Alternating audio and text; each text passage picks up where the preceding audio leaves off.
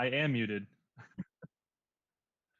I am completely with you on the movie. I thought it was great. It had the same '80s vibe that the first one did, and that weirdness to it, where you don't not just that you don't know what's going on, but some of the stuff that they focus on, even cinematography wise. And I thought Gosling did wonderful compared to what I've seen him in the past. Oh, I will agree with you there. I thought it was a great film. The cinematography was great, and I do feel like it did capture the original Blade Runner. My only qualms with it that what I didn't like about the film was the storyline. I feel like the reveal at the end wasn't as surprising as as the revelation that Deckard might be a replicant. Well, I don't know. I mean, I was kind of thrown off. I mean, the very end when you find out who specifically, spoiler alert for those that haven't seen it, who specifically is the girl, but when you find out that the child is not Ryan Gosling, I was surprised. I was like, "Oh, I actually was thinking that it was. I thought that's where they were going with it." Well, I think that, and I do a lot of this in when we play D&D. I try to think, and it's the cynic in me. I just try to think of what's going to try to throw me off, and I probably went into it the wrong way, thinking, oh, there's going to be a twist. And whenever the scene came to, and he was trying to, yeah, spoilers, when he was trying to figure out whether or not the memories that he had, because he was going into it thinking he was a Yeah. replicant. Whenever he was trying to do that whole scene where he was trying to figure out whether or not they were real memories, I feel like her reaction to it gave it away. I don't think that she would have naturally taken from viewing the memory and going, oh, this is a real person instead of just a replicant. Her crying and stuff didn't make sense to me. I I don't know. What do you think on that scene at least, Jose? I thought the reaction was actually quite appropriate because you see her in her little bubble environment, and you really don't. She doesn't get to experience much because at the time we're supposed to believe that she has an issue that uh, causes her to have to live in there, right? So she sees an experience that she feels is real and becomes emotional. I think that's totally fine for what they were going for in the film. Now, the fact that, and again, spoiler, it's her memory makes it even more poignant when we find that out. Yeah, I didn't see it as a cover up or anything at all. I thought her reaction was because she was stuck in there and it was a sad memory. I don't know. To me, that's what clued me off that it wasn't him. And then scene after scene, when they were just trying to like reassure me of the fact that, oh, he's a real boy, I was like, I'm not too sure about that. When you I say, don't know. That was the tipping point for me in watching, and I think that's the one thing that I took away from Blade Runner that I didn't like. The cinematography was great, but I feel like it needed a little bit more dialogue. There was when you say so long as he's a, they're making you think he's a real boy. Who are you referring to? oh, Ryan Gosling, and the fact that he isn't a replicant, and that Or he rather is. No, he or is a replicant. he I know he is a replicant, but they were leading to believe that he was of natural birth. Uh, I know what you're saying. Did they drop that really early? That, oh, you're gonna be you're the special one, Yeah, but what I'm and saying is that they don't really. It's not a natural birth. It's a birth amongst replicants. yeah, but well, replicants are biologically the Yeah, no, same. it's still born though. I know what he's saying because Yeah, it's yeah, not made. correct. It was they weren't manufactured in a lab. Yeah, Um, and but aside from that, just to take a step back, I thought that when the film started, we were right back into the world that we had in the early 80s. It starts off, that very first note in the score is a deep bass. It's boom. As soon as you hear that boom, you're back there. You're back into Oh it. yeah. It feels like the same world. It feels like it's just progressed in time, and I think they nailed the tone and the feel of it perfectly. Oh, I'll agree with you There was there. definitely some weird stuff though, like Ryan Gosling and his pretend wife or whatever she is. I thought that was Oh, fucking amazing. No, I no, thought that was I thought it was good. Don't get me wrong. But it was weird. it was in a way. I feel like that was we've seen that in sci-fi before. With AI.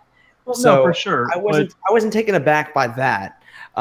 What I thought was refreshing was she how she synchronized with the prostitute. I yeah, know it's Have you seen the movie Her? I have not. no, I haven't. I think both of you should watch this movie because Scarlett Johansson plays the voice of an AI, and there's a very similar scene in it where they hire a prostitute to give the AI form. And it's not quite the same as what we see in this movie, but it's really well done, and I think this movie takes it a step further. I really enjoyed the relationship between the two of them because she's non-corporeal, he's not of natural birth, and they're these two disparate types of technology that have come together and formed this weirdo relationship. I thought it was awesome. Oh no, I like I said, I thought the relationship was great, but just the way it was captured, it's still like this is weird. I mean, cool weird, but still weird because it's not something that you normally see in a film.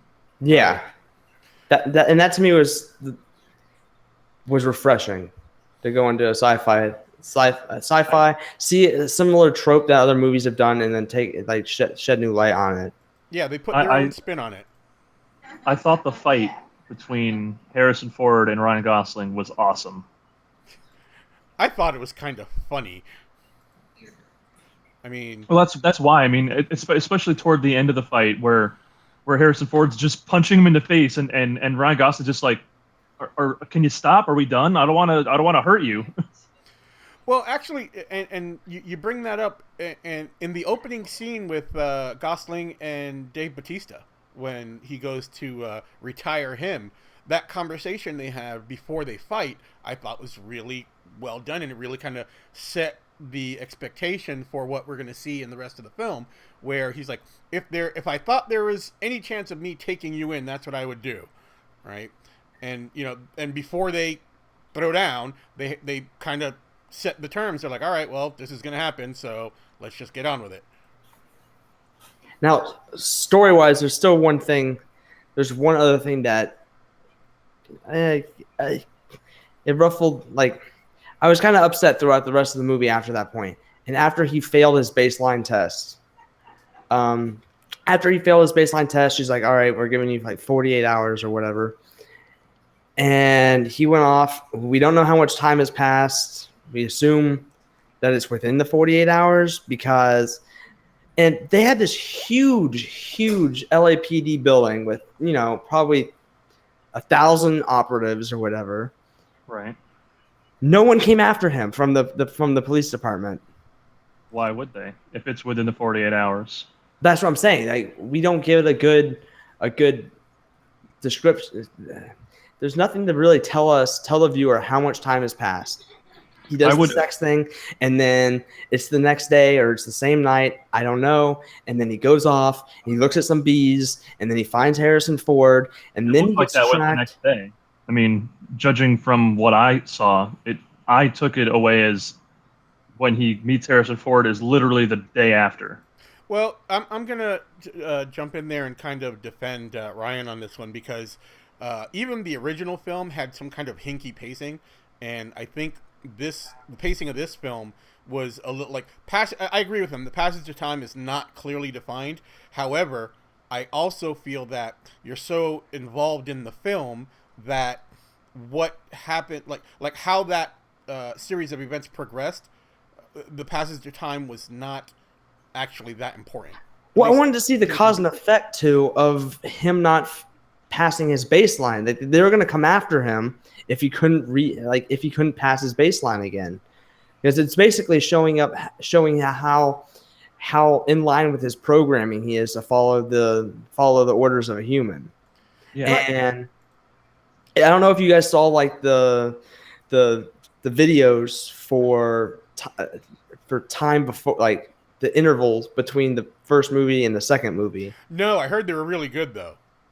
Well, in one of them, Jared Leto's character is basically trying to petition to get replicants, like to get them made again, because there was a ban on them. Right. And he's like, "Oh, my new replicants follow orders 100%." And he has like one of them, the bodyguard replicant that he came in there with, just slit his own throat, and just to prove how strictly they'll adhere to order. And when Ryan Gosling didn't follow his order, didn't follow the baseline, I feel like if you don't see that, you don't really understand what that baseline thing is setting up. Well, the I mean, baseline you was can glean. established in the first film.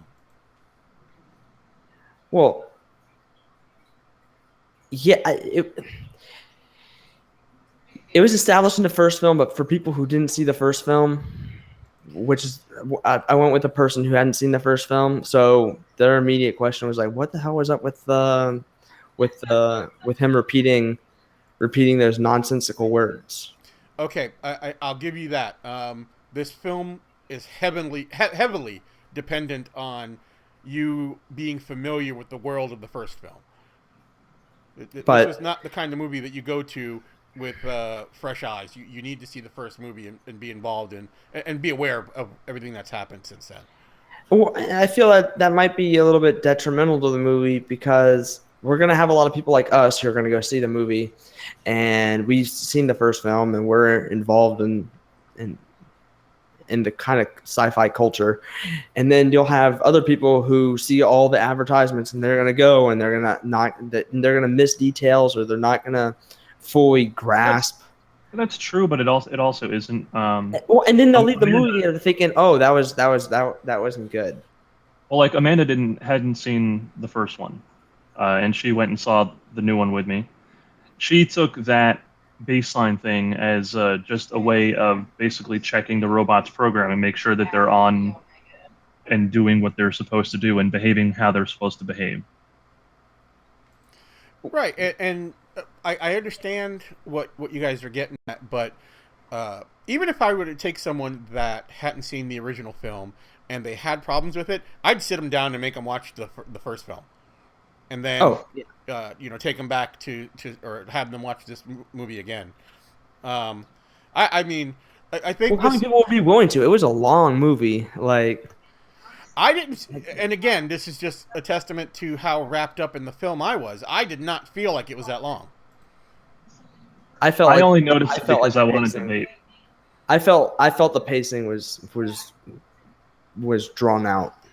The cinematography was great, but they could have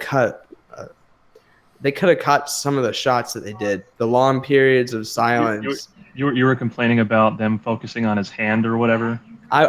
I wasn't. The person I went and saw it with Steven? was. Yes. Well, see, that's a part of. And I understand it's part of the Blade Runner. Well, not just part of the Blade Runner. It's part of the filmmaking process. It's not just a good story. It's a beautiful film. Those shots are there for a reason. They may not be central to the story, and if you don't get those, close-ups of their hands or the long scenes of him flying through the city and stuff like that, it's not going to affect the story. But it's visually stunning. It helps And it builds immerse the you world, in the world. like the first time you go and see BioShock. Whenever you're going down the bathysphere for the first time, it builds the world. But when it becomes, I don't know, at a certain point in the film, I was just like, well, I want to see something happen, and nothing was happening. And I felt like that was bad. And I hate to say this because I always like to say all film is subjective. It's a saying that I've heard from other people and I subscribe to. And I personally think you kind of have to go into this film prepared for that.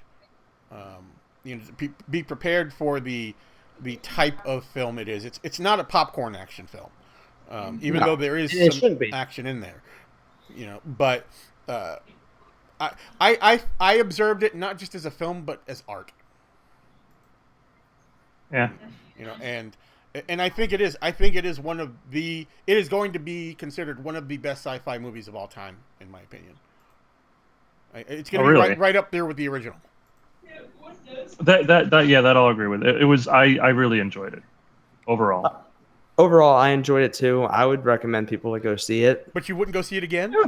I wouldn't. I probably wouldn't see it again. I wouldn't see it again in theaters.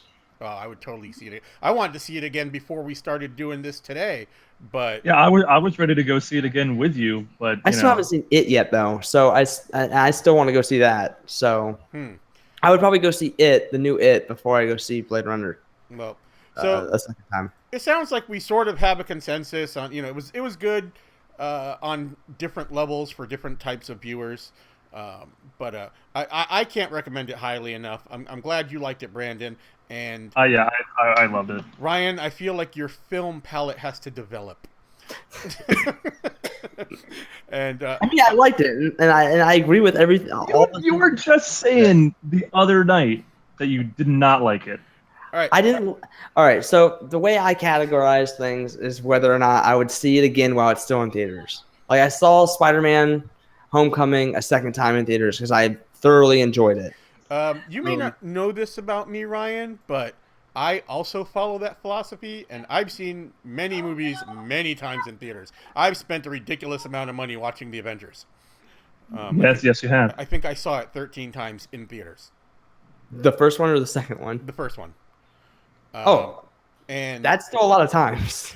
Yeah, but it is. And I'm totally willing to go see this 2 or 3 more times, easily. But you're also a Joss Whedon fanboy. Yeah, but that has nothing to do with Blade Runner. No, for Avengers 13 times. Yeah, well, Justice League, which brings us to our next topic. The Justice League trailer came out, and I saw it, and I was freaking stoked. What did you guys think? I thought it was all right. I'm not super stoked for Justice League in general. I mean, I'm going to see it. I want to see it. I have hopes for it. But DC has let me down so many times that it's just like, just get it out there. I'll see it when I see it. Hopefully it's good. I held out hopes for Suicide Squad, and I was sorely disappointed. That was...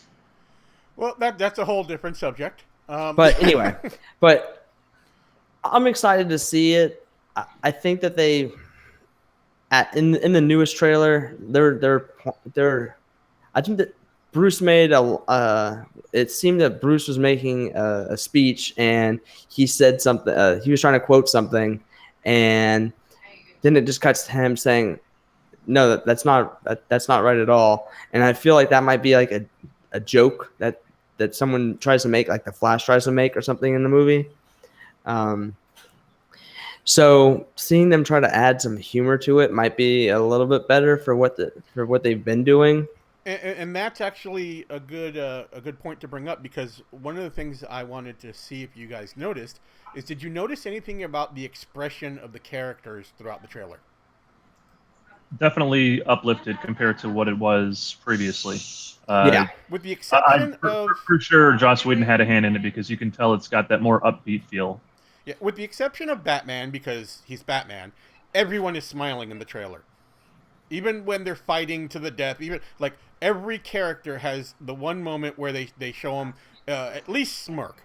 Like Cyborg catching Aquaman out of the air. Right. So there's definitely a lighter, airier feeling to this, which is one of the things that they seemed to wanted to course correct. But then there was this other announcement, and we sort of talked about it a little bit when it first came out, and you guys don't seem to think it's a big deal. I do. Is that there's the possibility of DC just scrapping the whole cinematic universe altogether and making a bunch of standalone films.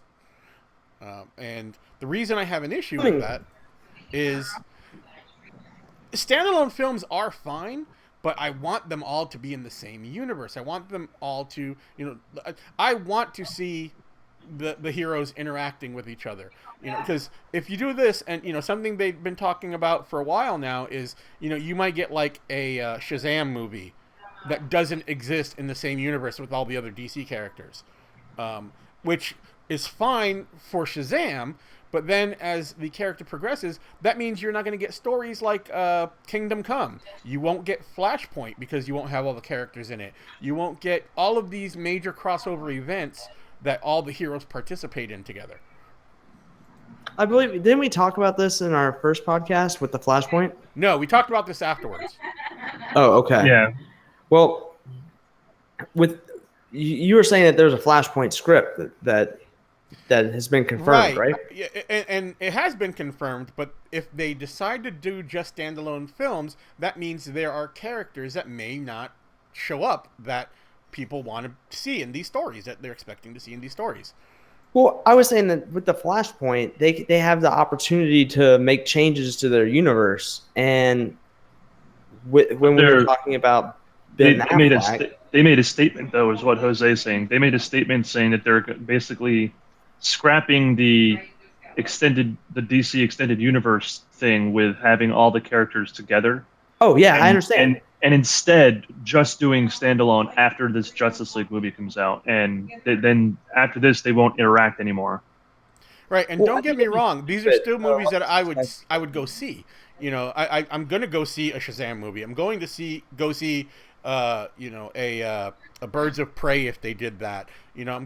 I will go see these movies, but it just seems like there's so much more at stake when you have them in the combined universe like that.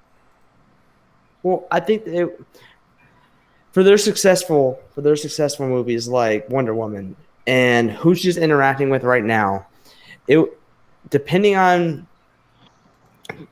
what feedback they get from Justice League is going to be hugely dependent on which of the members of the Justice League movie are going to be getting their own movies, and whether or not those characters are going to stay together. If Cyborg runs off with the show, and his friendship with Aquaman is like a pivotal thing in the movie, then it'd be really dumb of them to not have like the Hulk and Thor team ups or something like that. Really dumb of them. Like, say, make a movie and call it Suicide Squad and not make it Suicide Squad. Oh yeah, just like that. And that's probably why they're getting rid of the Joker. They released that they wanted to do a Joker movie, and then Jared Leto's portrayal didn't go over well with most of the fans, especially. Which I don't understand. I mean, was he a strange Joker? Yeah. Did he have his own twist on it? Yeah. But I thought he, as a performance, I thought he did just fine. Oh, as a performance, as the Joker, no. Yeah, but there are so many different iterations of the Joker. I mean, look at... Yes and no, but he's usually driven by the same thing, and that's chaos. And it seemed like the Joker in Suicide Squad wanted to be a mob boss and have a bunch of gold-plated guns and weapons and hang out in a strip club. And that's not what is the primary drive of the Joker in 90% of the comics. It's always chaos, and that. I mean, if you compare him and Heath Ledger, that was the one difference, is the driving factor between both of them was like polar opposites in a way. One was monetary, seemed very monetary, and the other one, he burned a pile of cash because fucking let the world burn. I can see your point, but at the same time, the Joker has taken over other groups and crime syndicates before, because in order to accomplish his goal. And really, we didn't get a whole lot of time with Joker in the Suicide Squad movie. So we really didn't have time for them to flesh out that character. So we don't really know what they were going to do with him. It's still a shitty movie. I'm not arguing with you. I'm just saying that there was space for that character to grow. And as an overall film, it wasn't that great. But I think if they retain him in the character role, that he has the ability to grow and have an interesting arc over the course of all the different films. if they have a direction for him to grow. Yeah, I Which don't at this know. point, it doesn't seem like they're going to. No, and I don't think I really didn't feel like in Suicide Squad they had a direction in mind. I mean, Yeah, Suicide Squad, and don't get me wrong, it's not a good movie, but it was fun to watch. I did enjoy watching it. I would not say it's a quintessential Suicide I Squad by any stretch of the imagination. I think I was upset nearly the entire movie. We just but we're not reviewing Suicide Squad. It's, I fucking hate that movie. To uh, review.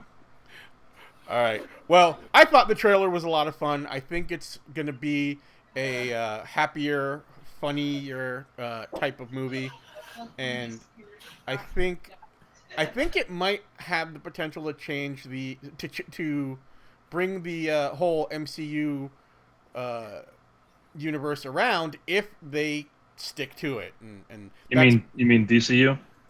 what did I say?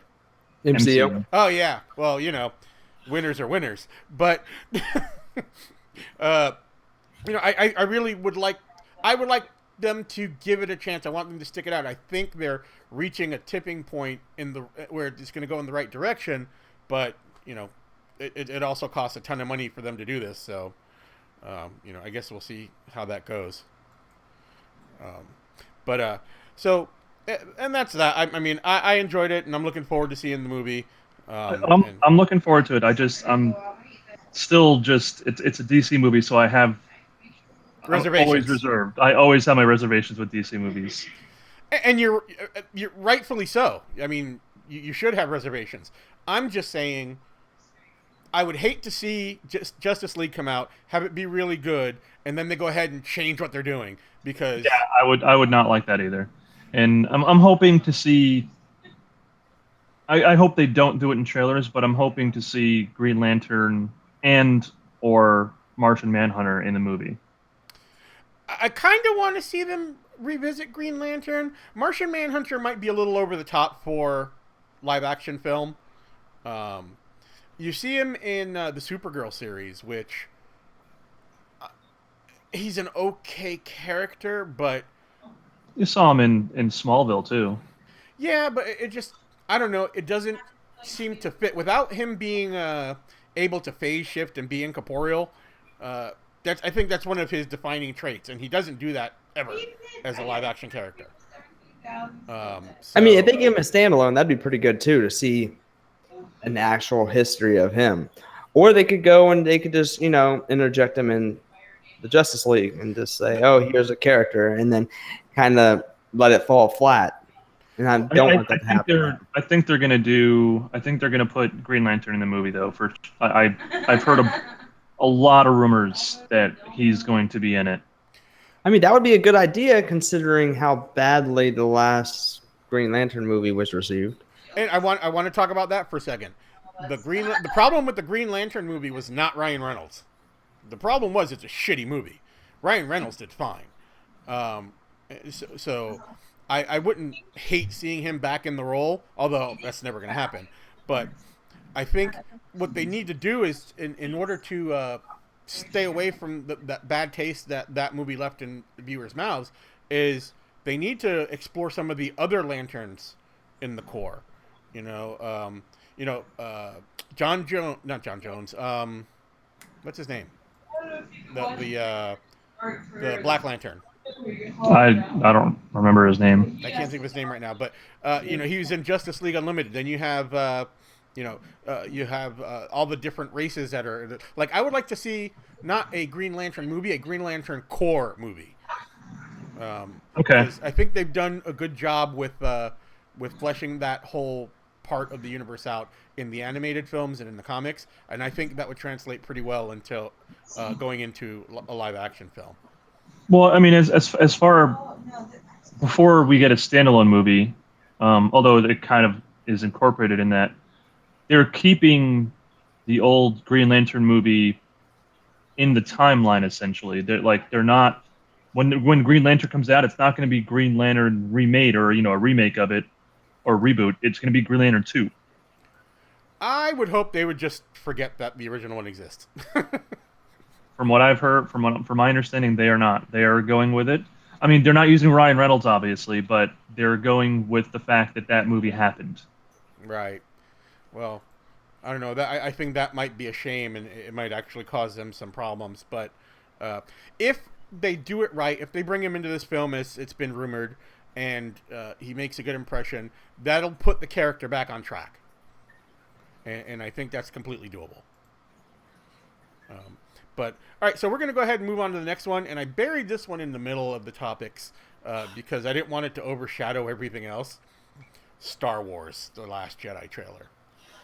I freaked the fuck out watching this trailer. I don't know how many times I've seen it. It's well more than 10. I saw you watching it. Did you get every detail? Did you get every detail? I hope I got every detail. I couldn't tell you for sure. But there are certain aspects of it. It is a dark trailer. It's a dark side trailer, which is what I've been wanting for so long. I really enjoyed that. Although, having seen it multiple times now, I think there's also a lot of misdirection.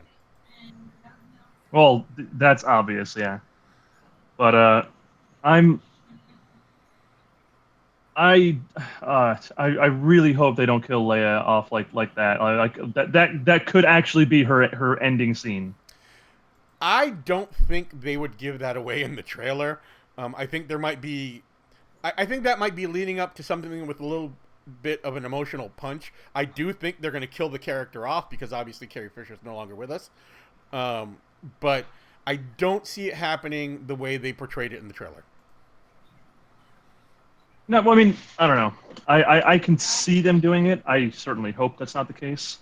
But overall, I mean, even outside of that, I thought it was great too. I liked the tones throughout the trailer. I liked the fact that at the end of the trailer, where Rey is saying, "I need someone to show me my place in this world," and Kylo extends his hand. I'm like, "Oh God, please no." See, that's where I think there's a misdirect because if you look at that scene closely, I don't think they're in the same place. No. When you see her, she says what she says, and then they show him, and there's like all this debris falling down around him. So I don't think that's in the same scene. He could simply be reaching out to Leia. We don't know. Yeah, he could be reaching out to just about anyone in that scene. But the way they shot the trailer, obviously, was to make people think that there's this potential for her going to the dark side, and I think there is a potential for that. But there's also a potential for Rey to come back to the light. I mean, not Rey, Kylo to come back to the light. So, is there though? Because I mean, he did kill his dad. I do he think wanted to there's shut the light redemption out for him. Yeah, but I think if you look at some of the things that happened in the trailer, he's obviously frustrated. He was told that killing his dad will, set him free, and it hasn't. I don't think it had made him as strong as he thought it was going to make him, which is probably why we get that scene with him going after Leia, and I think something's going to stop him. I think whether it's her, what I'd really like to see in that scene is I'd like to see her reach out using the Force to talk to him, just to that say would his be name, nice. Just say his name, just be like Ben, and then. Something that would make him not do it, and then she gets killed anyway to punch him in the gut. Okay, I could also see that happening. I think that'd be a really effective use. But I'm kind of curious, Ryan. You were saying, did you get all the details? Did you get all the details? Is there something you wanted to point out? Oh, not specifically. I was just being an ass, but. But what I think one of my favorite parts in the trailer was whenever Rey cracks the ground during her training, and you just hear Luke's voice say, I've seen this power once before, and it didn't scare me nearly enough then, and it does now."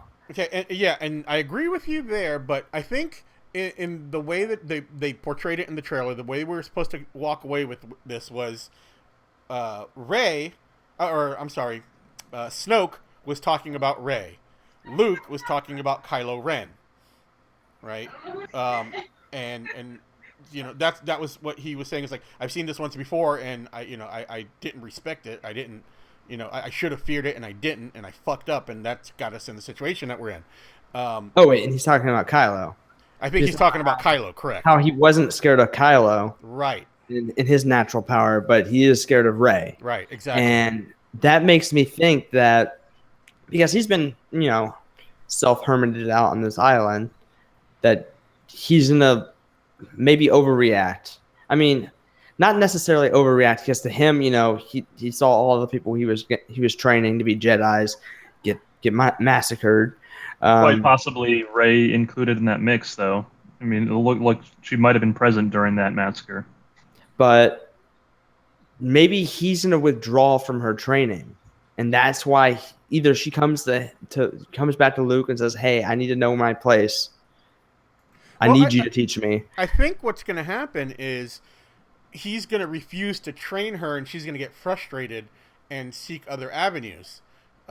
And I think that's where they have the whole, looking into what, if Kylo Ren could do anything for her, because he makes that offer at the end of the first film. He says, "I can teach you," Well, it was confirmed that Luke is at first going to deny her trainings. He's going to reject her at first. That has been confirmed. Which is the same thing Yoda did in Return of the Jedi, which, that's fine. I mean, not Return of the Jedi, Empire, when Luke first starts his training. But what I would like to see, and this is just like a weird theory I've got rolling around in my head, is I would like to see Snoke trying to dig his claws into Kylo Ren. I want to see Luke trying really hard to hold on to Rey, and having the two of them join forces and go, "No, we're not going to do it either way," and start the Grey Jedi. I think that could be really interesting. I think I could see that. Looking at it, like, I think that would be great because I want to see Grey Jedi, but I think that Snoke is going to pose such an impending force over them and Luke.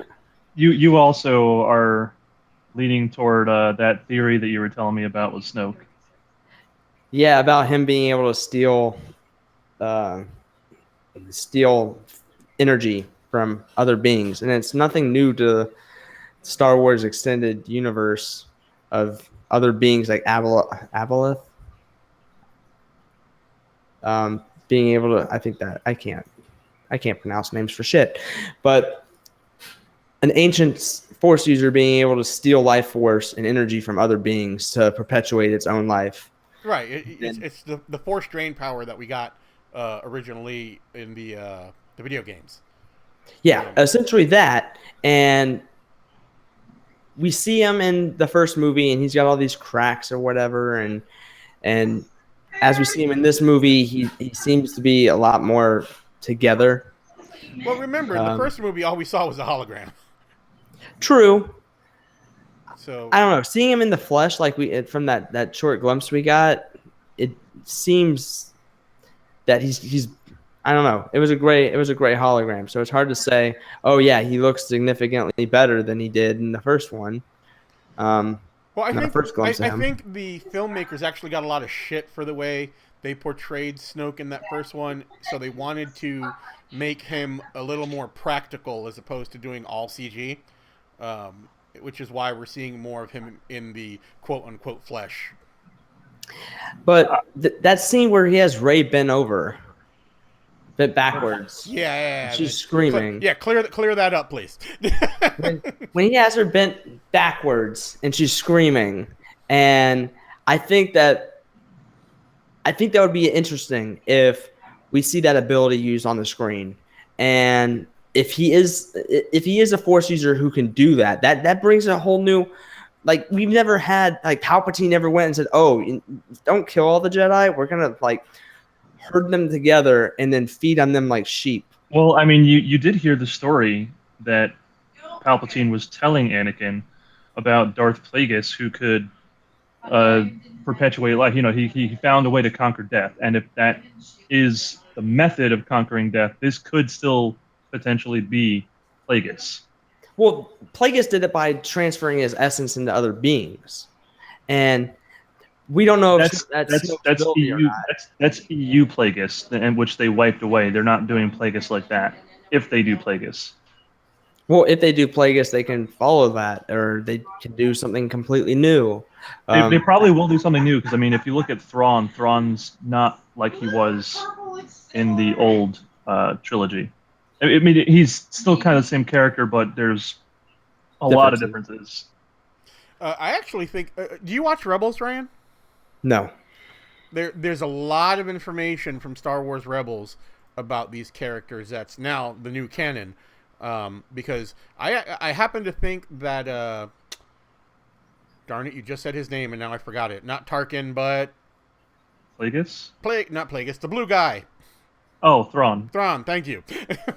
I happen to think in the animated series, he's actually darker than he was in the Thrawn trilogy.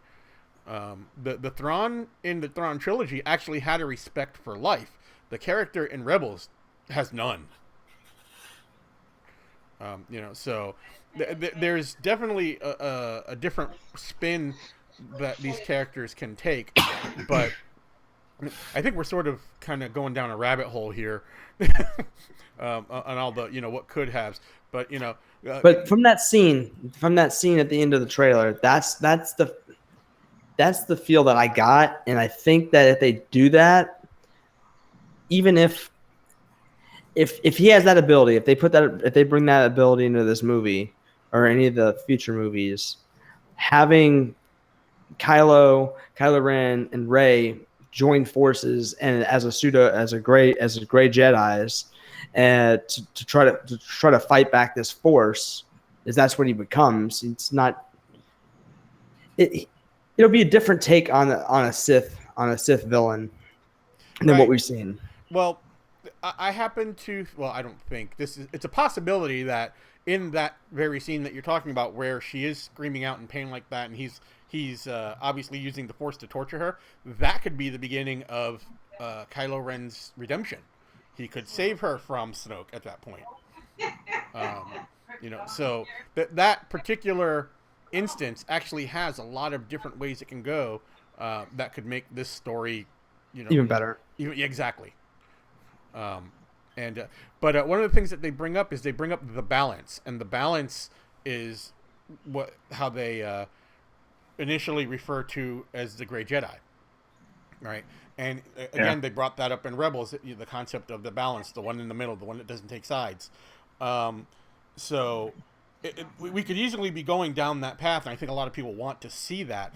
But to one thing you said earlier, it's like you wanted to see a Gray Jedi. You have seen a Gray Jedi. They just haven't told us that yet. Oh, yeah, I think I know where you're going. Well, because Luke uses dark side powers. Even though he's doing it for the right, for the greater good. So I think there's a lot there that we could potentially see, and I think there's a good argument to be made that that's where the franchise and the Jedi are going. And it definitely adds an interesting twist from just polar opposites. What about Finn versus Finn versus Phasma. That was so Phasma. badass. I'm waiting for that fight because Phasma was so underutilized in the first film. Extremely underutilized. I mean, I want to know how she got thrown out of the trash chute. I mean, how she got out of it after it exploded. I think that was just a nod to the previous films. We don't know that they actually put her in a trash chute. Yeah. But like, they made her out to be such a badass, and then she has no influence whatsoever, other than tearing down the shields for him. So I'm really looking forward to this fight. I think it's going to be not only a good fight physically, I think it's going to be an emotional fight especially for Finn. Because she was kind of his CO, and she basically controlled his life. So this is his opportunity to to vent that on her. In the whole first movie, he was absolutely terrified of going back and facing the First Order. Yeah, and have you seen the look on his face when he's walking down the corridor and he's wearing that officer's uniform? I mean, he looks pissed. You know, I'm all about how this fight's going to go down. I'm really looking forward to it, and I don't think there's a chance in hell that he's going to lose. You know, but I do think it's going to be an epic fight. I certainly hope so. It looked pretty good. I'm excited for it. So, I already had my tickets before this, but did you guys go out and get your tickets yet? I have not, mostly because I don't know where I'm going to be living. Well, I have tickets for Thursday night, and I'm probably going to go ahead and get tickets for Friday night and possibly tickets for Saturday night as well. I haven't gotten them yet. I'll say once I determine where I'll be, whether it's here or Ohio, then I'll be buying my tickets. Right. Well, I thought the trailer was really fun. I thought it really got people excited for this movie, and I'm looking forward to it. And I know millions and millions of people are as well. That's pretty much the end of that. So the next topic on our agenda is the initial reactions for Thor Ragnarok are out, and they're damn good. I mean, people love it. It's got a 90% on Rotten Tomatoes right now so far. It was at 100% for a few days, which is pretty unusual. But people, I don't know if you guys are familiar with Taika Waititi. No. The director of this movie. There was a movie called What We Do in the Dark. That was a comedy. Yeah, I have seen it. That's Taika Waititi, and they're saying, really? Yes, and they're saying that Taika Waititi's feel is all over this movie. So it's an MCU movie with a great story, but with that comic arc to it. It's kind of like this buddy cop. We're getting the band back together kind of movie, and so far people have been falling all over themselves praising it, and I think it's a really good thing. I've always liked the Thor movies. People seem to not dig the Thor movies as much as I do, but I think this has the potential to make it one of the standout films in the MCU. I certainly hope so. Thor does need some love. I like the first two. The first one definitely more than the second. The second one was lacking in some areas for me. But I think this is going to correct a lot of that. From the trailers and everything I've seen, and from what I've heard about the movie, it is going to be great. I mean, the fact that you have Hulk in it, and that they're doing Ragnarok, and you have Surtur, and you have Fenrir, and you've got all these things in play. I think there's going to be a lot of potential especially for Thor to actually be able to shine. Like in the last movie, The Dark World, all that happened was Thor got his ass handed to him over and over. That is true, and got his ass handed to him by a really sucky villain. That villain was not great. Yeah. But you're talking about all the list of characters. You've got Valkyrie, you've got Loki. I think this is going to be a really fun movie, and I think it's going to help us get into the next phase of the Marvel MCU movies. But I'm super looking forward to it, and the movie comes out on my birthday, which I'm stoked about. So I just wanted to touch base on that and just let everyone know the feelings of the film are extremely, extremely positive. And as a matter of fact, the screenings that were done this last week, they gave them a review embargo, which meaning they can't write the detailed thoughts that they have about the film, but they're going to lift that embargo 2 full weeks before the movie comes out. So that's a lot of confidence. They have a lot of confidence in this movie. So I'm really, really, really looking forward to it. And I was upset because Black Panther was supposed to come out on my birthday this year, and they ended up pushing that one back. February. Yeah, so. I'm glad that they did. Like I said, I'm gonna see Black Panther 2, but I'm for sure more excited about Thor. I am now certainly. All right, so that's it for the movie topics, and now we're going to go ahead and get into television. So we thing I wanted to bring up was the Inhumans show. You guys are up to date? I've not seen episode 3. I only saw episode 1 and 2. Ryan. I've not. Well, I'm not going to go into details about the episode, but I think they're doing a good job of laying the foundation of what the story is going to be. Because you still don't know. Right now, we've just kind of met the Inhumans, and they were thrust into a difficult situation. We still don't know the whats or the whys or how exactly the antagonist is going to push this story forward and how they're going to deal with it. But I think so far the episodes are really well done. I think the acting is really well done. I really like Lockjaw, the transporting dog.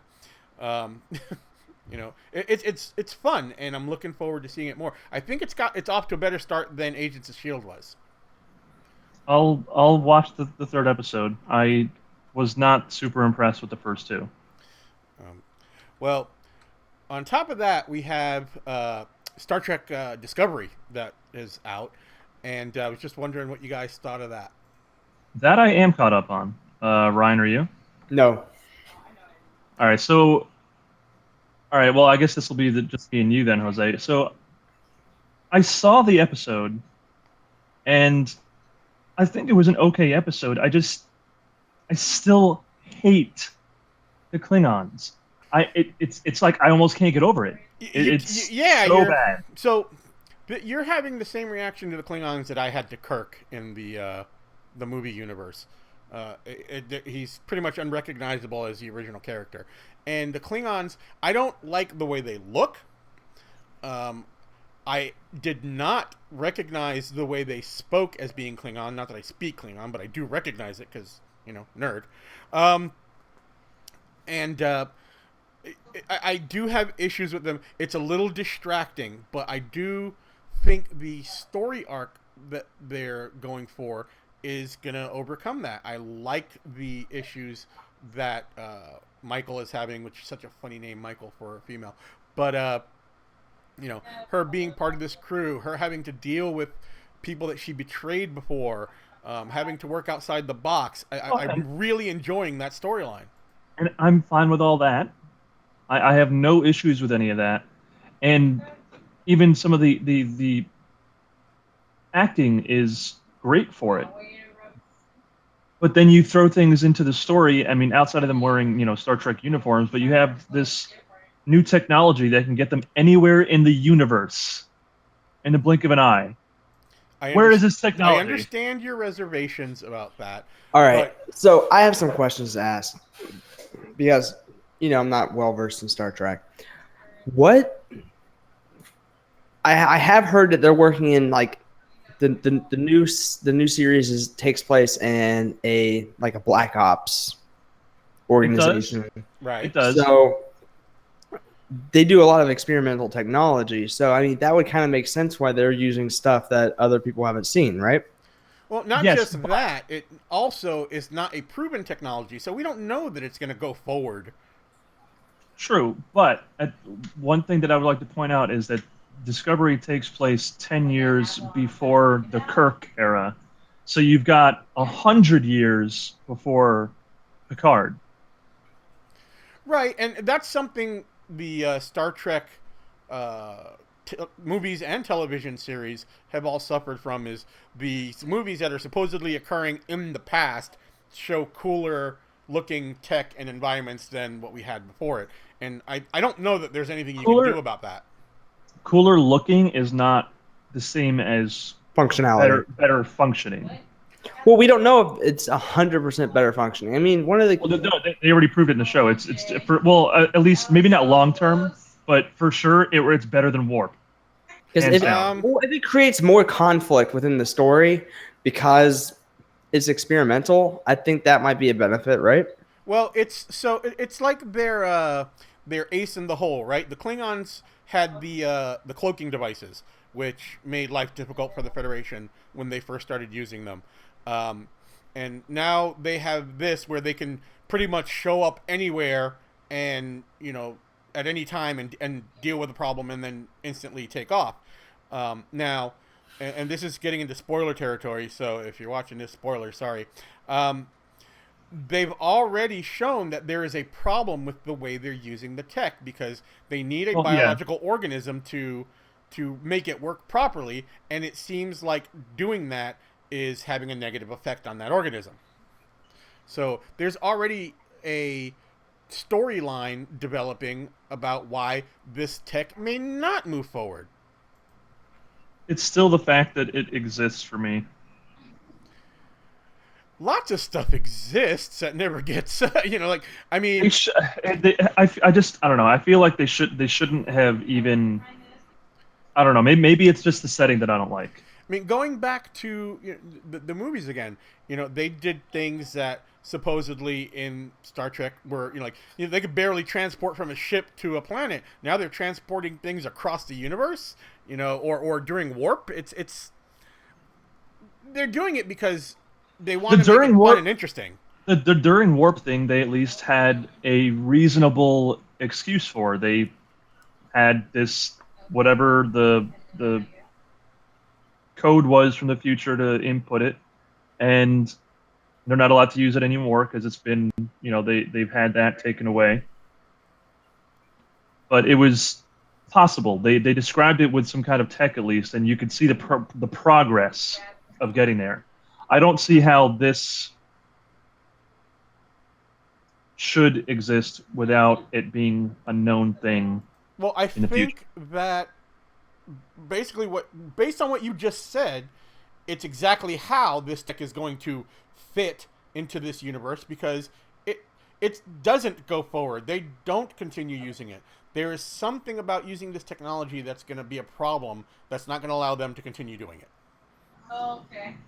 And I think that's part of this story that we're getting in the first season of the show. Is it going to be an overarching issue throughout the entire series? We don't know yet. No, I mean probably not, but still, it's so far in each and every episode there's just things that bug me. So you mentioned the Klingons, you mentioned the tech. What else? I don't even know what else. I mean, I'm still watching. I mean, it's not a bad show. I feel like it shouldn't be called Star Trek. See, that's how I feel about the movies. I think this is much more Star Trek than the way the movies are. Because they're touching on those philosophical issues, those political issues. They're not just, bing, bang, boom, let's make this explode and shiny and all this other stuff. So, I think as far as being Star Trek goes, this goes much, much, much further to being what I would consider Trekky than what the cinematic films have been doing. And I don't know. I think a lot of it for me is definitely the Klingons, though. I mean, we're just gonna have to agree to disagree on this one, because so far I'm loving this show. But to move on to the next show that we're talking about, it's also a sci-fi space show. It's the Orville. The Orville has been surprising me. I think it's fantastic so far. I'm loving it more and more. Even with this last episode, I thought it was great with the way the plot went and everything. Well, it's not something I would expect at all.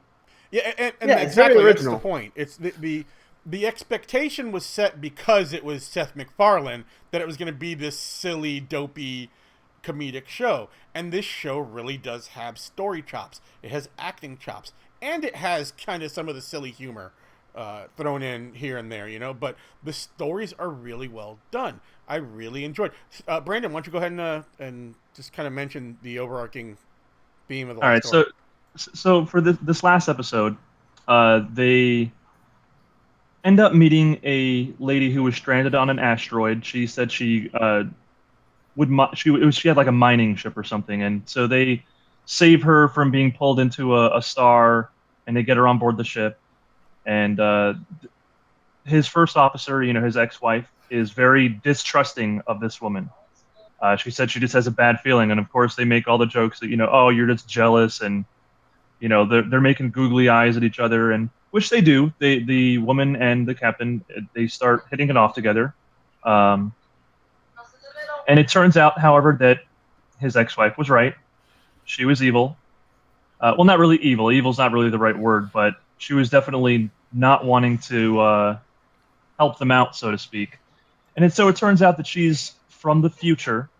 I think she said 500 years from where they currently were, and she went back in time and she stopped them from dying in some kind of dark matter storm field thing. All right, well, hold on. Let me stop you right there for a second. She, based on what you just said, she stopped them from dying. Yes. But Two. but then you're saying that she wasn't trying to help them. She was just trying to take advantage of a bad situation. I do yes. think she wanted to help them. Like, Yeah, I don't think she was actually a bad person. No. Like I said, she's not like actually a bad person. She didn't kill anyone. She wasn't trying or anything like that. She saved their lives, but it was saving their lives so that she could steal the ship and sell it to a third party to make money in the future. Is it stealing when that item really technically no longer exists? Like, if we were to find the original Ark, right? If that wasn't a myth, if we found it and wanted to, like, put it in a museum or sell it to a collector, is that stealing? I mean, did we go back in time and take it? No. Yes. Well, yes. No. In the show, they did. I'm not in my example. That's what I'm saying. We went back in time and stole it. But you don't take it. You're not taking it from the timeline. Not your current timeline, no. But you are stealing it. I don't know. I think there's a gray area there. I that's completely see her point. Yeah, I completely see her point of what she was like, how she operates and how she was trying to take a bad situation and make the best out of it for everyone by saving everyone else's lives, as well as making a profit from selling the ship. One thing they didn't touch on, though, is you bring these people into the 25th century, I think it was, right? Now you're affecting the timeline going forward from that point. So there's still some sort of ethics that are being violated there. Well, yeah, but it wouldn't be the future timeline, and maybe they have some special rules for that they aren't allowed to procreate and they're only allowed to be in a space station or something. Right, and that's not something that they touched on. But my point is that I get it's what you're saying. A moral gray area, but she's certainly not evil. No, I used the wrong word there. You're right. She's not evil, but she was not there to do good. And that's where, that's where it gets murky, because she was trying to give them a second chance at having full lives, as well as making a profit. So, Ryan, one of the cool things that totally spoilers, but you still got to watch it because it was fucking great. Oh, I'll still watch it. So the I can't remember his pilot's name, the guy with the beard and the red hair. I don't know either. So he played a practical joke on the robot early on in the episode. While the robot was recharging and is essentially asleep, he glued Mr. Potato Pieces onto his face. And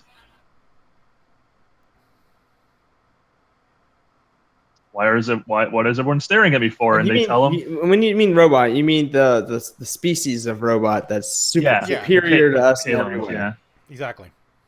And so he's like, he pulls it off. He's like, I don't understand. Why'd you do this? And he starts explaining what a practical joke is. And he says you have to do it when it's least expected, and these things like that. So he's like, I'll teach you about them. And so later on in the episode, he wakes up and he has no leg. He fucking stole his leg and hid it. No, he didn't steal his leg. He amputated his leg. The leg is no longer of use. And so he comes hopping out to the bridge and starts cursing at him like, are you fucking kidding me? Yeah. He's telling him that he took it too far, but, again, this species doesn't have the concept of a practical joke. And for what he did, it totally fits within the parameters of the way he described it to him. Not only that, but because of the tech they have, he didn't take it too far. It's easily fixed. he was regrowing a leg as they spoke because they didn't know where he put the other one. Well, they found it later. Yeah. So they're discussing something in the lady's room where Priya. she was staying before she gets gotten rid of whatever before they get rid of her. So they're in her room confronting her, and the leg falls through the ceiling. Yeah, it's and again, it's that silliness that I was talking about that they're working into this rather well-rounded, Complex. Yeah. complex show, and I think it works out really well. And that's actually we have a question from somebody on Facebook, but we'll tackle that at the end. But it's related to this. But it's a really well done show, and if you haven't given it a shot, or if you saw the first couple of episodes and you weren't sure, stick it out. I think we're in for something special, something different than what everyone was expecting. Oh yeah, no, I'm loving the show so far. All right. I can't wait for the next one. All right, Brandon. Well, now we're gonna get to your forte, where you guys live. We're gonna be talking about Battle Chasers. So, if you want to give a brief introduction of what exactly that is, and then you can go into your spiel. All right. Well, Battle Chasers is it's a video game for one. It's available on PC, Xbox, and PS4, and in the future, no release date yet. It'll be on the Nintendo Switch, but it is an RPG, and it's turn-based, so it's got the classic Final Fantasy feel to it. PS1 days, mind you. And the game is like it's like if you had Zelda, Final Fantasy, and Diablo, and they had a weird offspring child. This would be it. Um, Well, we got some pictures you wanted to show here, right? yes. I can't see them myself, so give me 1 second. Let me just go to my numbers here so I can know what I'm describing. So Battle Chasers, if you're seeing these photos, based on the art style, it looks very cartoony. That's intentional. Battle Chasers was originally a comic in the 90s. I am actually not sure if it's still ongoing or not, but I know that that's what it comes from, not just story and character wise, but I think some of the people who did the comics got in with the developers for the game, and they did a Kickstarter, and it went really, really well, and that's how this game actually got released, was because of their Kickstarter campaign. Those of you who don't know what a JRPG is, that is essentially what this is. That means it's going to be a lot of grinding. Like in the old Final Fantasy days, when you're leveling up, you're going to have to kill a shitload of enemies in order to get up to a high enough level to proceed to the next dungeon or boss. In this case, really dungeon. It almost works like Zelda in that manner. There seems to be 8 dungeons. I'm only about halfway through the game right now. And when you go inside each dungeon, you can look at the map, and it gives you like a Zelda-like layout, and you can see different rooms. And it gives you icons like there's like this room has a treasure chest that you haven't unlocked yet kind of thing. So it kept some of that. It's like Diablo in the fact that, although Zelda was overhead as well, but it's like Diablo, at least city-wise, when you go to the different towns or when you're exploring the overworld. Very Diablo-like in terms of exploration. It's Final Fantasy's where it comes to the combat itself. That's when it's turn-based.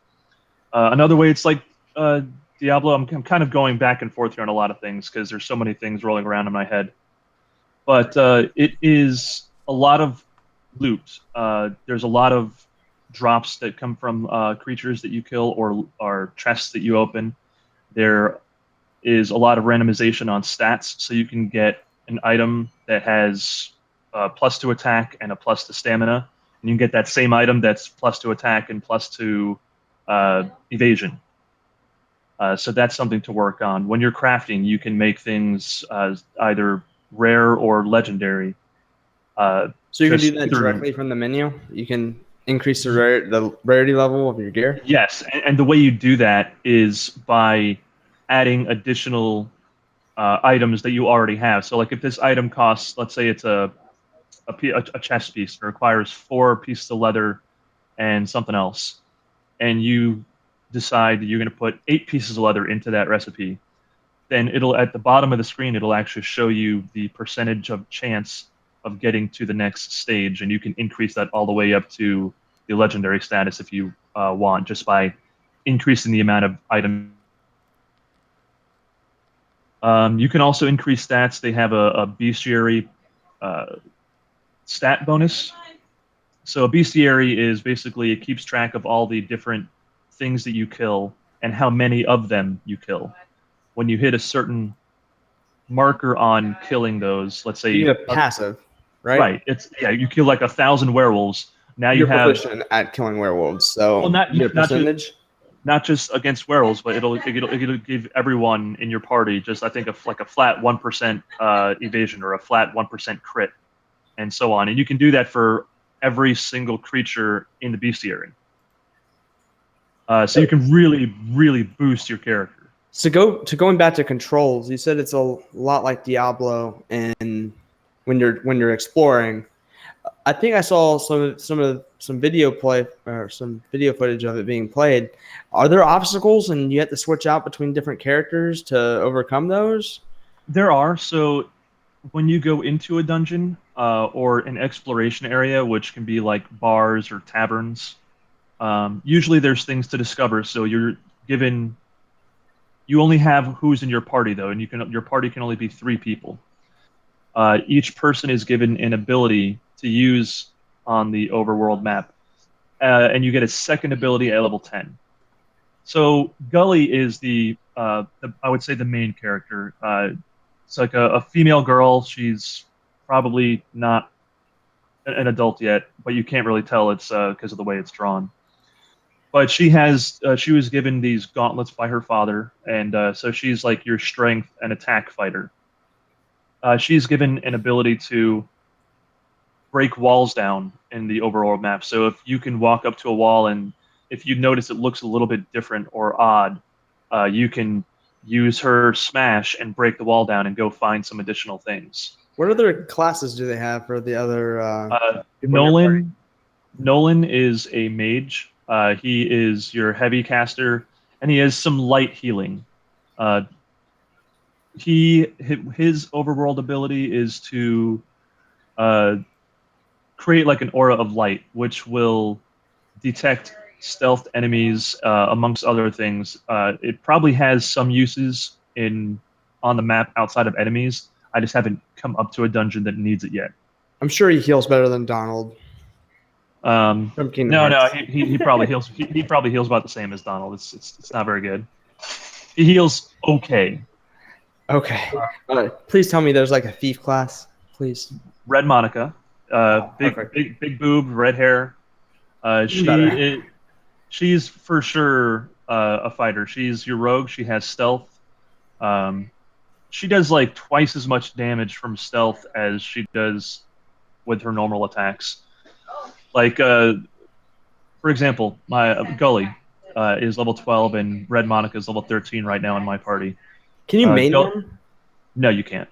Oh, Gully, when I use her strongest attack, I think hits for 260-ish.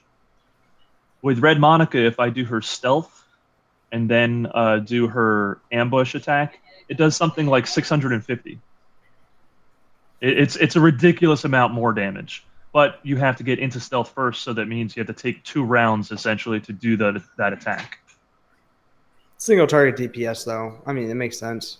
Yeah, essentially. She doesn't really have any AoE. Next character would be Garrison. He's kind of like your average soldier. He's got a sword. He's got okay defenses. He's got okay attack.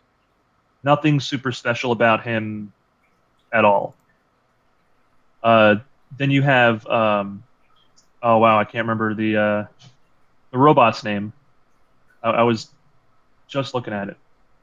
Anyway, the big giant robot in the group. He is actually the healer. You would think that he's a fighter, but he's not. That's who your main healer is.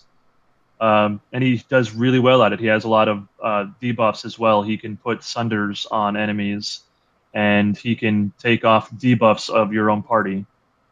Uh, like in Final Fantasy, each character also has a limit break effect that when a gauge fills, you can use a limit break. Oh, I'm definitely gonna get this tonight. Is it Um, multiplayer? Is there a no, co-op?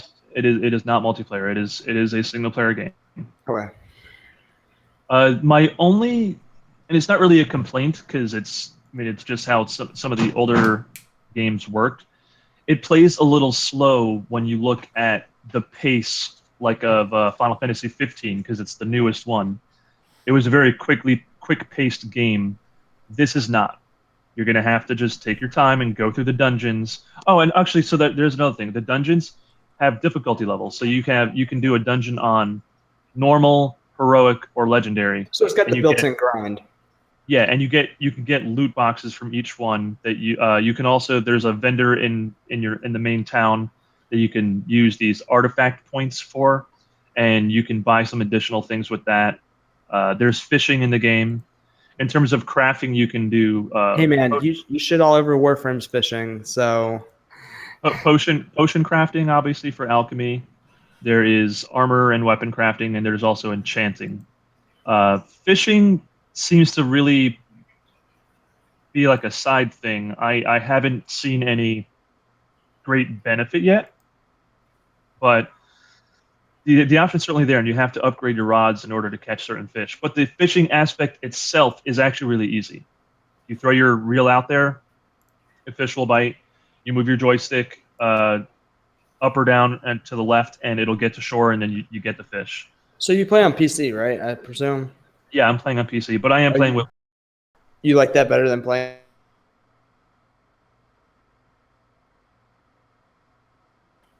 Is a complaint, but not my complaint because I wanted to play with the controller anyway.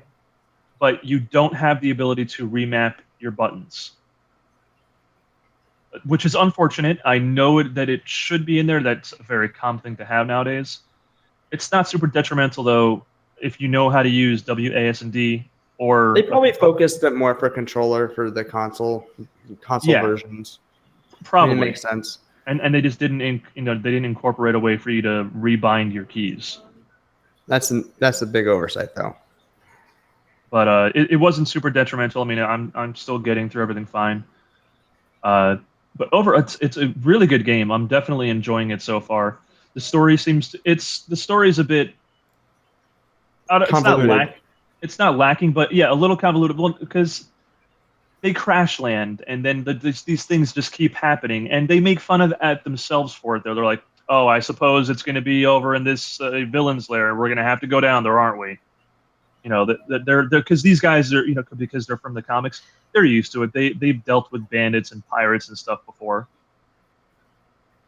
So, but overall, I Well, mean, I'm enjoying it. it sounds interesting. I mean, I'm gonna get it. It's just because If I want to have if you something to play. if you like the JRPG style of game, you will probably like this game. If you don't, then that's where you might want to be wary of it.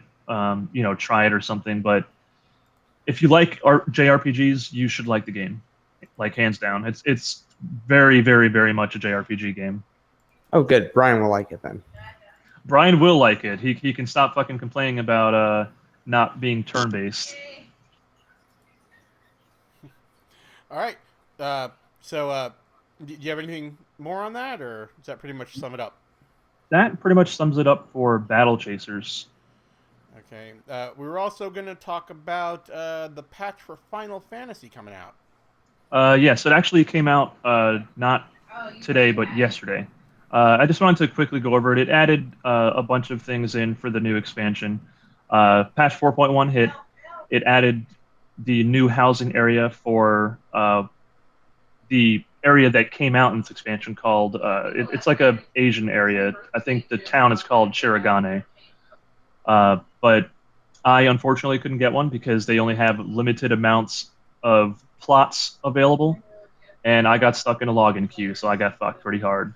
Oh God, that reminds me of Arcade so much.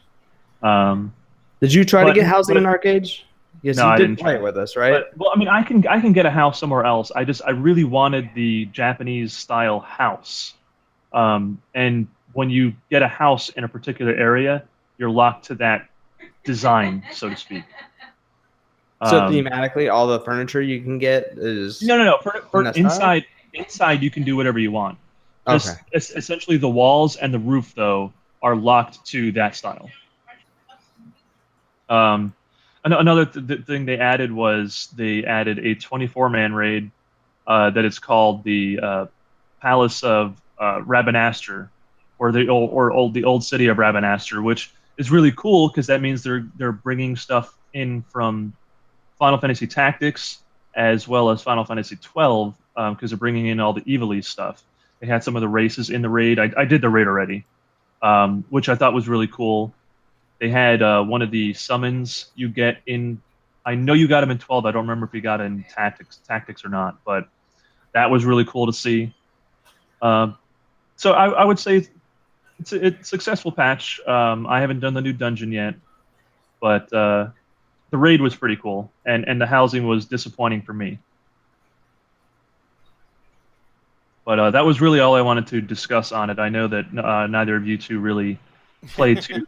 Well, I know you for sure don't, Jose, but I know Ryan at least hears about it from me, Amanda, Nick, Heather. You don't know. I could play it. I know you don't play it. I didn't say I do. I said I could. What's the last MMO you played? World of Warcraft? The Old Republic. No. Yeah, you're right. Well, Old Republic. That's right.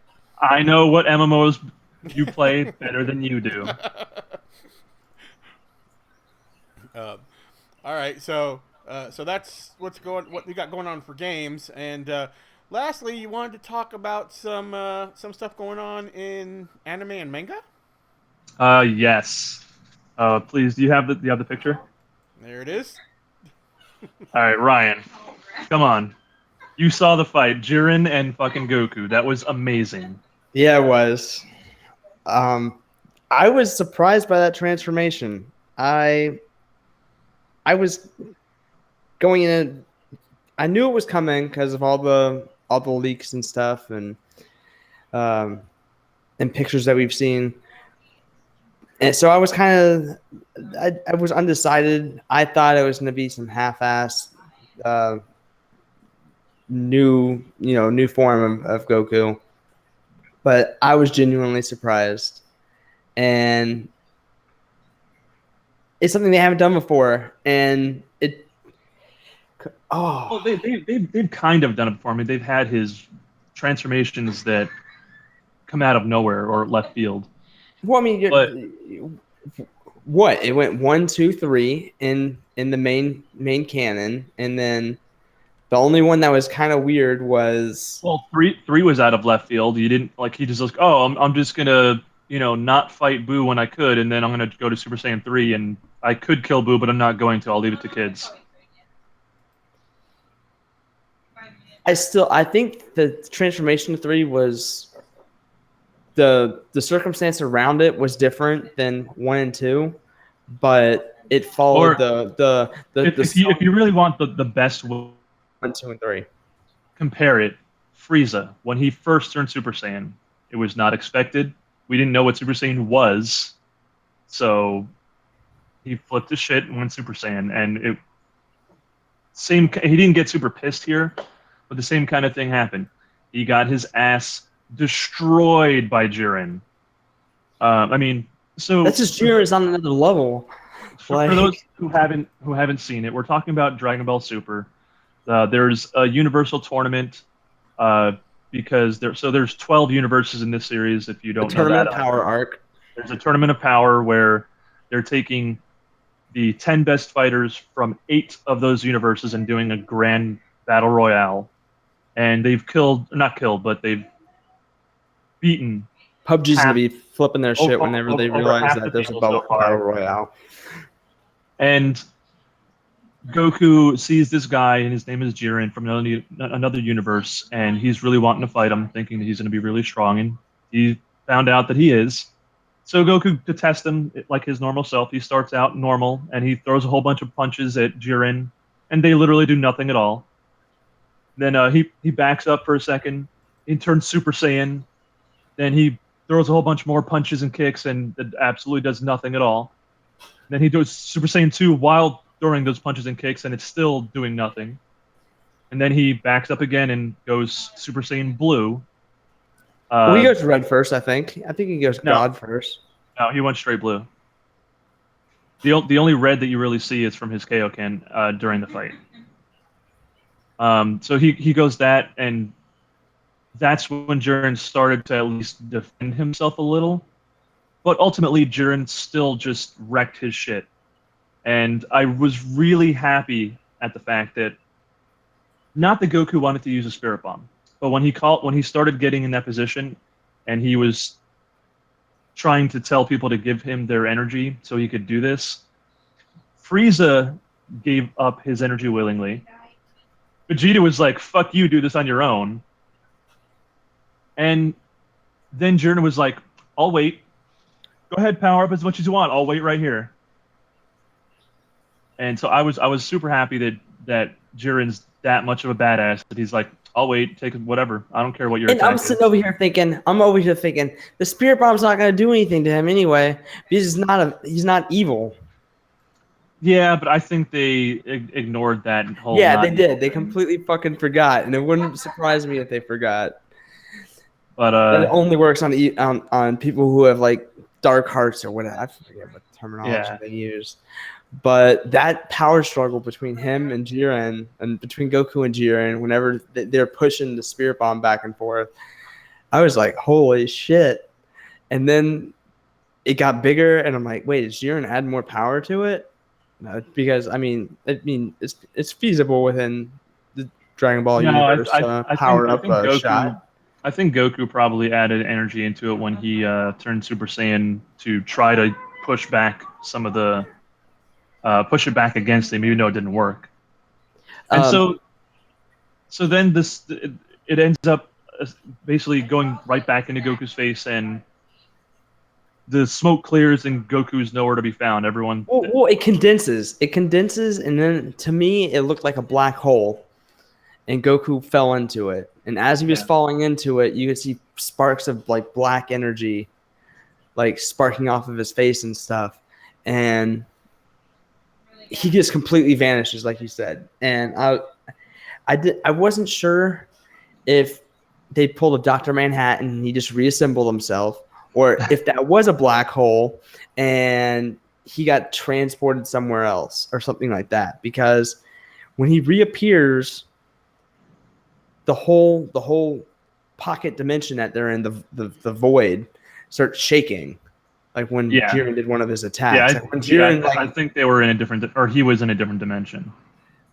so he just reappears and after the smoke clears, he's in this new form. And I thought his new form looked really dope. I think I it thought does looked too. plain, but I think it looked good. I think it resembles Super Saiyan 4 in some ways. The eyes, even though they're not gold with the iris, it's still very similar to how Super Saiyan 4 was. The hair, similar-ish to Super Saiyan 4. Not as long, but it's still looks a little. So I have this theory. So when Goku went Super Saiyan God for the first time, his hair looked normal and it only changed color, right? Mhm. And same with his new form. His hair was still the same. It only had changed color. I'm thinking that he's not fully empowered. Once he hits a new level, that becomes his base. Yeah. So once he adapts this new power that lets him use a high level god ability, his Ultra Sense, right? Is that what it's called? That I was kind of thinking that's lame a little, but The name is lame, yeah, and I'm sure that they're gonna make fun of it later on. Like they've been making fun of the names throughout the whole yeah. Dragon Ball Super, but he has this. If you haven't seen it and you don't know, he gets a new ability, like how he got instant transmission. His new ability is Ultra Sense, and it lets you see faster. Well, react, not see. I Like know. It's making it just Captain his America body, joke. his body reacts on its own kind of thing. Um, and he did really well fighting against Jiren, but he wasn't really used to his new form, and he lost it uh, during the fight, so he got beaten again. Yeah, he got some really good hits on him, and Oh I no, think he for Jiren sure. He was getting actually, scared. yeah, he actually got some good hits. So I was happy about that. But Jiren knows what But then Jiren Jiren actually knows powered about up. it. Jiren knows what that form does to you because he's like this heat. Whenever Beerus was talking about, or not Beerus, who's the angel for Beerus? Whis was talking about the heat expenditure off of his body in that form, and Jiren recognized it whenever he caught Goku's blow. Yeah, but I think that so now that Goku's essentially down again, and did you see the preview for the next one? I did not. Okay, so The last thing he's I saw was Frieza about to shoot him or do something to him, and I was like, yeah, "Wait a that's the minute." preview. That's in the preview. So yeah, you saw the Oh, that was preview. the preview. Yeah, like Frieza was down, standing over him, and he was about to shoot a blast of some kind. He said, "This reminds me of Namek," and I'm pretty sure he's gonna give Goku energy. Oh, And he's it's gonna like, heal him. yeah, I'm pretty sure he's gonna give Goku energy because that would be like Namek when Goku gave Frieza his own energy. Well, look, in Frieza, like is bringing like a whole new whole new variable into the equation because Frieza was willing to give up his energy, right? And then Goku gets his, and he seemed unimpressed by the whole Jiren fight. And then Well, Goku but lays down, and Vegeta's like, "How did you do that? Like, tell me how you did that, Kakarot?"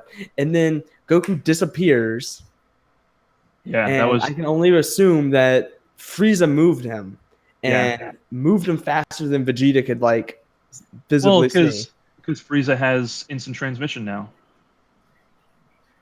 Well, instant transmission, or was he using Yeah. a form of Ultra Sense? No, I think he was just using instant transmission. Because I mean, did you see where when Frieza was fighting with it? Oh no, I didn't see that. I missed that It part. was the episode before Jiren. Gohan was fighting someone from I forget the race that taught Goku the instant transmission, and they were beating Gohan with it essentially. And then Frieza steps in and takes care of the problem and learns it and just uses it against the guys. Well, at the start when Beerus, who was which God of Destruction was it that put was it a ring or was it a blast that they shot at Frieza and it trapped Goku and Frieza was just able to just dispel it with Oh yeah. with very minimal effort. So I think that Frieza might seriously be on like a god tier level. Or But I also question the fact if he's turning good or not. oh no, he's plotting, but I think his plotting is going to seem very But I mean, minimal. why did he give energy to Goku to use a spirit bomb? Is one. Two, when Goku came back from that black hole, that other dimension or whatever, Frieza smiled and he's like, as I would expect. And, it's like he's like all of a sudden Frieza is the new Vegeta.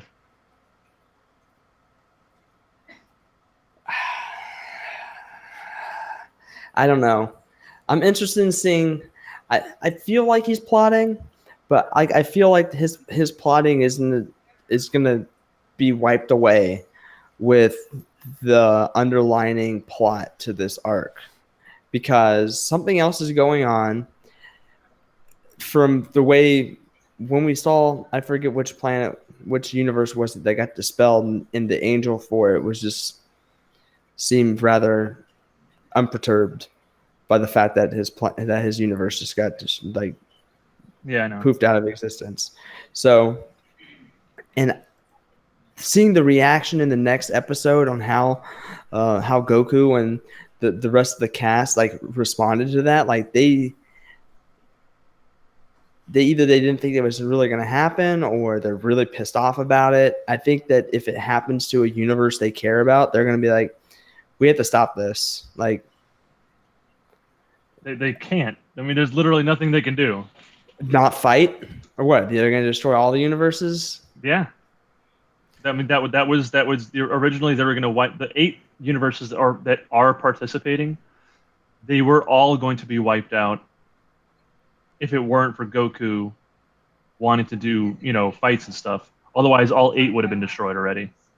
Well, I Whose idea suspect was the it? only way you guys are going to find out is to watch the next episode. Dragon Yeah. Ball Super. I know. I wish they still did that outro. That'd be great. I missed the Tsunami outro for Dragon Ball. But in other anime and manga, I'm still reading Seven Deadly Sins. I almost wish you would read it rather than just watching it because you have no idea how far it's gone. I'm gonna have to start watching it because Netflix is really fucking us over in the anime community. Like they're like, all right, season 2, here's 4 episodes and they're filler, and we're only gonna tell you stuff in the last 5 minutes of the episode. After credits. Was it after credits? I think it was after credits. Yeah, same with My Hero Academia. Although I don't know if you have seen any of that one yet. Yeah, I've seen episode 1, season 1 and 2. All right. I'm caught up on it, at least anime wise. Please tell me, please Brandon, tell me if there's gonna be any more to. Is it wrong to try to pick up girls in a dungeon? I want I to know have if there's no gonna be idea. a season 2. I haven't. It's such a good anime. I've not seen it. You have to watch it. It's hilarious. It's great. It's like a JRPG in an anime, and it does a way better job than Sword Art. And if people want to shoot me out over that, then you can. So where can people find these for the ones that aren't familiar readily with watching these animes? Crunchyroll. Yeah, generally Crunchyroll or Netflix has some of them. Yeah, Netflix is the exclusive rights to Seven Deadly Sins. For Dragon Ball, I'm pretty sure you can watch it on Crunchyroll. Yeah, it's on there. If you want to see the dubbed ones, though, as they're coming out weekly, you would have to find a streaming site to watch it from, as it's basically coming out of Japan. All right, well, here's another question. What is Crunchyroll? What is Crunchyroll? It's the Netflix of anime. Yeah, Crunchyroll is the Netflix of anime. It's good. I've used it myself. Okay, interesting. All right. You've not heard of Crunchyroll? I've never heard of Crunchyroll. I probably heard you mention the name, but never knew what it was. Uh, Yeah, it's the Netflix of anime, and for a few series they get the direct. When it airs in Japan, it airs on Crunchyroll for a few of the big titles. do they have that for Super yet? I I don't think that they do. I'm not sure. If I knew whenever it aired, I could check it and see if it was like a simulcast. God damn it! When they cast it at the same time, words. Well, I suppose if you're into that kind of thing, this sounds like a lot of fun. The only one I've ever given a try was Dragon Ball, and I just wasn't for me. But at any rate, we're going to go ahead and wrap this up. We've done a bunch of topics today. Actually, there's one more thing. There is a Facebook request. Had a viewer asking us to compare and contrast the differences between the Orville and the Star Trek Discovery. They're definitely for sure different shows. I'm not sure how much to compare them because they're so different in terms of the way they're set. See, I think there's actually a lot more in common than you think because, like I said, the Star Trek Discovery is a lot more along the lines of the episodic issue with the philosophy and the politics and what's going on in the world around them. And the Orville seems to be hitting on a lot of those same things. What's right and wrong, like the episode where the Yeah, it's about child a was girl. born. Yeah, the child was born female in an all male society. Uh, the discussion we had about whether or not she's actually stealing, if it's something that would no longer exist in that timeline. They're actually touching on these higher level story points that make it more like a Star Trek type thing, and I think the Orville is hitting some of those notes as well, and I think they're going to continue doing that. Well, from someone who isn't well versed in Star Trek, I really enjoy the Orville because I don't have to know a bunch of backstory, decades of backstory to understand what's going on right now. It's still building that universe. You don't And need that for Star Trek. You can watch any Star Trek series, including the new one, without having seen any other Star Trek series. well, I like to know, and I'm sure there are other people who like to know more about what they're getting into than just. That's one thing, but it's another thing to say that it's like that it's or even suggesting that it's like required. Where like with Doctor Who, for example, Doctor Who is a continuation, and it's the same story that's been going on for like 40 or 50 years or whatever. That there's a shitload of stuff that you got to watch in order to actually be caught up. Yeah, Whereas and Star Trek, you don't have to. well, and Doctor Who kind of like repeats itself a lot too. Not In what only way? it repeats itself about if you see a